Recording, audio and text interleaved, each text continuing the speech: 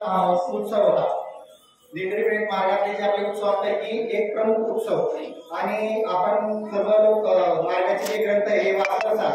याच्यामध्ये सणवार व्रत वैकल्य हा एक ग्रंथ आहे आपला की वर्षभरातले चैत्र महिन्यापासून आपलं वर्ष सुरू होतं, फाल्गुन महिन्यापर्यंत आपलं वर्ष होळीचा शेवटचा सण असतो।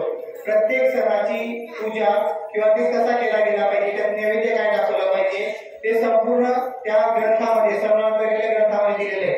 तर त्याच्यामध्ये सर्वात पहिले देवघर सांगितले आहे। आपल्या तिकडे आपण आलो की आपल्याकडे सांगतात की देवघर तुमचं तपासून घ्या। देवघर झाल्यानंतर आपल्याकडे आपण दर पौर्णिमेला सत्यनारायणाची पूजा सांगत असतो। तर दर पौर्णिमेला सत्यनारायणाची पूजा करायची असते आणि आज आहे अनंत चतुर्दशी। तर आपण काय करायचं, अश्विन महिना जरला कोजागिरी पौर्णिमा, कोजागिरी पौर्णिमा, या कोजागिरी पौर्णिमेपासून आपल्या घरी जे करत नसतील त्यांनी कोजागिरी पौर्णिमेपासून सत्यनारायणाची पूजा प्रारंभ करायची आहे। ती पहिली होते आणि शेवटची 12वी ही जी भाद्रपद महिन्यात येते, याचं उद्यापन जे आपण पौर्णिमेचं पूजा करतो ही घरीच करतो। याचा प्रसार आपण कोणाला वाटतो का? नाही। आपल्याकडे काय सांगितलं, आपल्या घरातले जी लोक आहेत त्यांनीच करायचंय। एखादा व्यक्ती आला आणि त्याने आपल्याला बघितलं की आपण पूजा करतोय, तर त्या परिस्थितीमध्ये पूजा संपन्न झाली तर त्याला आपण प्रसाद देतो। का देतो? कारण आपण केलेल्या पूजेचा हा जो प्रसाद आहे, हा शिऱ्याचा प्रसाद आहे, त्या रूपाने लक्ष्मी त्याला पण जात असते। आपण आपल्या आर्थिक स्थैर्यासाठी, आपल्या उत्कर्षासाठी आपण आपल्या घरी करतोय, म्हणून आपण शेजारी वगैरे त्यांना सांगत नाही। आपल्या घरच्या घरी पूजा केली जाते, तो जो शिरा करतो तो महाराजांना भगवान नारायणांना अर्पण केला जातो, त्याच्यानंतर आपण तो ग्रहण करतोय। आता हे जे आपलं हे वर्ष पूर्ण झालं, गेलं वर्ष, त्याचं आपण उद्यापन केलं। आता बरेच लोक जे दरवेळेस आपण सांगतो की उद्यापन केले, याच्यानंतरही काही लोकांची इच्छा आहे की आम्हाला घरी पूजा करायची आहे, तुम्ही करू शकता, काहीच अडचण नाहीये।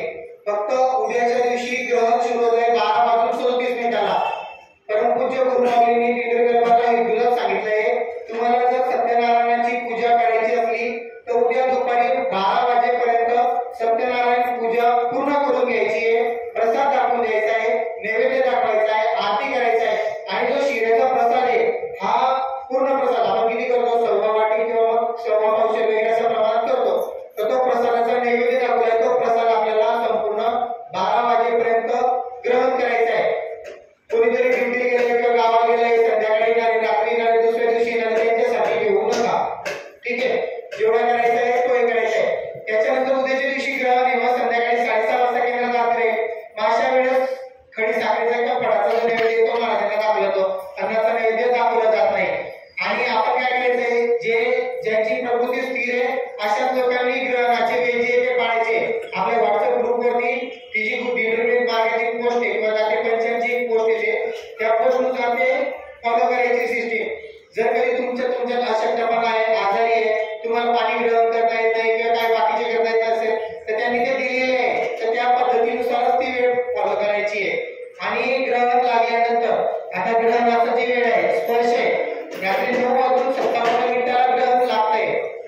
आपण केंद्रात सेवा करायचं, फक्त पुरुषांनी जर करायचं असेल तर पुरुषांनीच फक्त केंद्रात यायचंय, कारण रात्री 11:42 ग्रहणाचा मध्य होतोय आणि मोक्ष होतोय, तो सकाळी 5 वाजता संपते।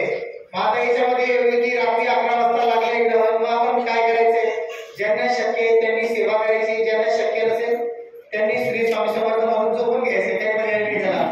पण सर्वात महत्त्वाचा असा विषय आहे, तुम्ही दुपारी 12च्या अगोदर जर तुमचं कर्म वगैरे करून हे केलं, जर कधी आता व्रत आहे, आज आपलं व्रत आहे, ते उपवास जो आहे ना, उपवास म्हणजे देवाचा उपवास करणे, याच्यात साबुदाणा खाणं माऊलींनी नाही सांगितलेलं आहे। ज्यांनी अनंत चतुर्दशीचं व्रत केलंय त्यांनी काही मान्य केलं गेलेलं नाही। प्रभूची मानत नसेल तर तुम्ही ते ग्रहण करायचंय, नाहीतर दूध आणि फळांचा नैवेद्य करायचंय। नंतर नवरात्री येते, गुरुमाऊलींनी सांगितलंय, जो श्री स्वामी समर्थ महाराजांचा सुसेवेकरी आहे तो सकाळी उपवास सुरू करेल आणि संध्याकाळची आरती झाली त्याच्यानंतर तो नैवेद्य म्हणजे भाजी पोळीचं नैवेद्य ग्रहण करायचं, जे आपलं जे प्रसाद आहे ते ग्रहण करायचं, परत दुसऱ्या दिवशी उपवास करायचा आहे। ज्यांना शक्य नाही त्यांनी प्रतिपदेला, अष्टमीला आणि नवमीला उपवास करायचा आहे, दररोज सोडायचा उपवास।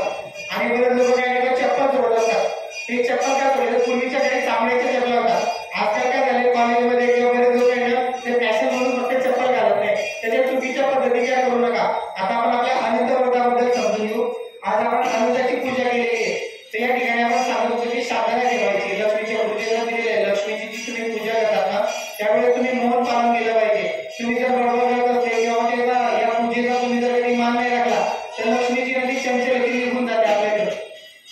पंच आपण ठेवले, त्या प्रत्येक अनंतावरती गायचं तूप, गायचं दूध, पंचामृत, आपण जे इथे शुद्ध दूध ठेवलं होतं, पाणी जे ठेवलं होतं त्याच्याने प्रोक्षण झालेले. तुम्हाला प्रत्येक अनंत जो आहे तो ओला झालेला आहे, म्हणजे ते पूजेचं जे आहे ना ते प्रत्येकाचे नाम मंत्र त्यात घेतले गेले.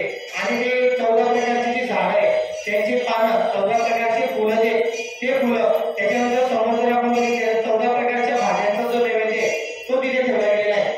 त्याच्यानंतर वायनदान म्हणून जे अनारसे जे केलेलं ते 30 अनारसे वायनदानाचा मंत्र म्हणून ते भगवानला अर्पण केले जातात. 5 प्रकारचे जे त्याच्यात ते अर्पण केले जातात, ते सर्व अर्पण करून झालेले आहे. आता आपल्याला काय करायचं आहे, हे सर्व झाल्यावर शांततेत खाली जायचं, प्रसाद दिला जाईल. प्रत्येकाने कॅरी बॅग डब्बा वगैरे आलेला असेल, जसे ते आपण उत्सव लावा, दिंडोरीपर्यंत उत्सव असला तर आपल्या घरून एक कॅरी बॅग किंवा एक आपल्या स्टीलचा डब्बा असेल, प्लास्टिकचा डब्बा तो घेऊन यायचा आहे. ओढ्यावरचा महानैवेद्य आपले तुळशीपत्र वाजून करायचे. त्याच्यानंतर विष्णूची मूर्ती, गणपतीची मूर्ती, आपण घरी कसं यांची देवगणा करतो, मूर्तीवर अक्षरा टाकतो का आपण, नाही, तसं आम्हाला अनंत, त्याच्यामध्ये अनंतामध्ये प्राण आणलेला आहे, तर तो अनंत उचलून साईडला ठेवला जाईल. त्याच्यानंतर तिथे खाली जो तुम्ही कलश बघताय तर ते वरुण देवता आहे, त्याच्या आतमध्ये जे पाणी आहे ती यमुना नदी आहे. त्याच्यानंतर दरबारात शेष नाग आहे आणि सुपारी, नवग्रह आणि अष्टदिक्पाल याच्यावरती यंत्र देवगणा करायला लागेल. हे करायला वेळ लागणार आहे की नाही? तुम्ही बसल्या जागेवरती विष्णूचा जप करायचा आहे, नाहीतर मग प्रसाद घेऊन घ्या. प्रसाद घेतल्यानंतर आता ज्यांचा आनंदाचा व्रत असेल, उपवास असेल, त्यांनी प्रसाद घेऊन तो डब्यात ठेवून घ्या. घरी गेल्यानंतर उपवास सोडताना पहिले शिऱ्याचा प्रसाद घ्यायचा आहे, त्याच्यानंतर मग उपवास सोडायचा आहे. फक्त गडबड गोंधळ होणार नाही याचा एक